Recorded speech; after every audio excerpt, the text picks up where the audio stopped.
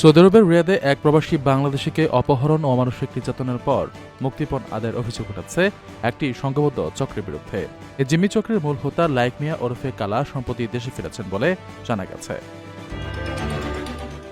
তার দেশে ফেরার সুনির্দিষ্ট প্রমাণ পাওয়ার পর ভুক্তভোগীর পক্ষ থেকে প্রবাসী কল্যাণ ও বৈদেশিক কর্মসংস্থান মন্ত্রণালয়ে একটি লিখিত অভিযোগ দায়ের করে দ্রুত আইনি ব্যবস্থা নেওয়ার দাবি জানানো হয়েছে। সোমবার প্রতিমন্ত্রীর কাছে দেওয়া আবেদনে চাঁদপুরের বাসিন্দা মোহাম্মদ মাসুদ সরকার জানান, কাজের প্রলোভন দেখিয়ে গত বছরের ৬ আগস্ট রিয়াদের হারা এলাকায় তাকে ডেকে নেয় আতিক নামের এক ব্যক্তি। সেখানে একটি ফ্ল্যাটে সংঘবদ্ধ চক্র তাকে জিম্মি করে ১ লাখ সৌদি রিয়াল মুক্তিপণ দাবি করে। বিপুল অঙ্কের এই টাকা দিতে অপারগতা প্রকাশ করলে তার ওপর পাশবিক নির্যাতন চালানো হয় এবং ভিডিও কলে পরিবারকে সে দৃশ্য দেখিয়ে ভয়ভীতি প্রদর্শন করা হয়। নিরুপায় হয়ে ভুক্তভোগীর পরিবার ২০,০০০ রিয়াল মুক্তিপণ দিয়ে তাকে ওই চক্রের হাত থেকে মুক্ত করে।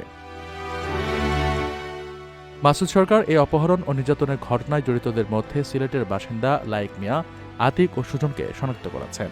জানা গেছে, চক্রের প্রধান লাইক রবিবার রিয়াদ থেকে দেশে ফিরেছেন।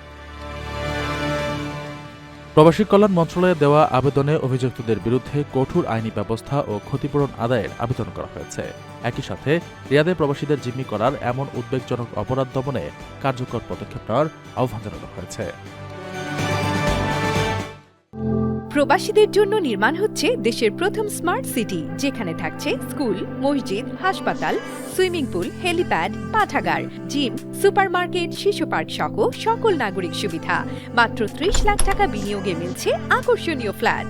প্লাটিনাম ইনভেস্টরদের জন্য ঢাকা বিমানবন্দরে ভিআইপি প্রোটোকল সুবিধা। বিস্তারিত জানতে যোগাযোগ করুন স্ক্রিনে দেয়া হোয়াটসঅ্যাপ অথবা ইমো নাম্বারে।